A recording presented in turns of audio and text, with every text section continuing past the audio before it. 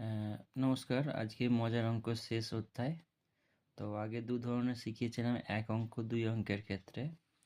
তো আজকে শেষ অধ্যায় দেখুন, কেস 3। ধরুন 505 আর 505, তাহলে 5 5-এ 25। আচ্ছা, 5 5-এ 25 বসে গেল। এবার 5 5-এ 25, 5 5-এ 25, তাহলে কত হচ্ছে যোগ করলে? 5 8 5-এ 10, 2 এর 2 4 আর 1-এ 5, দুই অঙ্কের হয়ে যাচ্ছে। তো তাহলে এটা এখানে বসিয়ে দিলাম।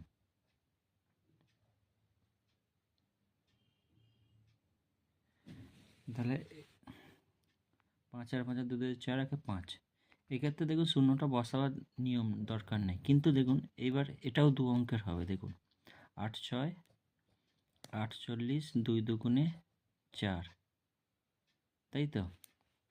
এর দেখুন এইটা দেখুন, এর দুটো হচ্ছে, এর দুটো হচ্ছে, কিন্তু এর কটা হচ্ছে? এর দুটো, আর এটা হচ্ছে একটা, তিনটে। আর দুই অঙ্কের যোগফল বেরোবে। দেখুন 8 6 48, সরি 8 দুগুণে 16, 6 দুগুণে 12, 2 আর 6 8, 1 আর 1 2, 28 বসিয়ে দিলাম। তাহলে এখানে এটা কত অঙ্কের হচ্ছে? 1 2 3 4 5, তাই তো? কিন্তু এর জন্য এটাকে কি করতে হবে? ডান দিকেই 8-এর পাশে একটা শূন্য বসাতে হবে। 6 অঙ্কের হয়ে গেল তো। 1 2 3 4 5 6, মোটামুটি তিনটে সংখ্যা দিয়ে, তিনটে 3 ডিজিট সংখ্যাকে 3 ডিজিট সংখ্যা দিয়ে গুণ করলে সেটা 6 অঙ্কের 6 অঙ্কের যোগফল, গুণফল বেরোবে। 1 2 3 4 5 6।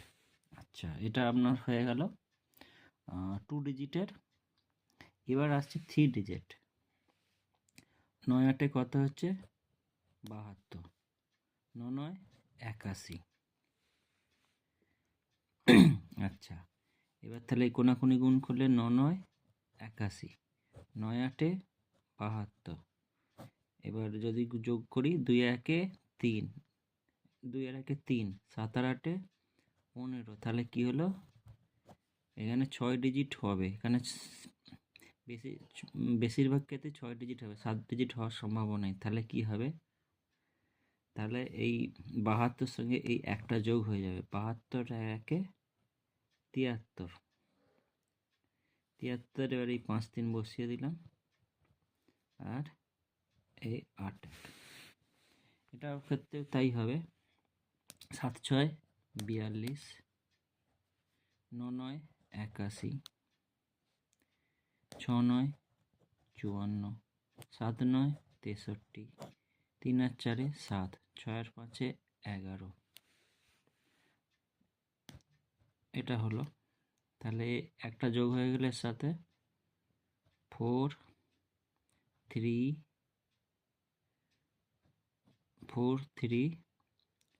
1 7 8 1।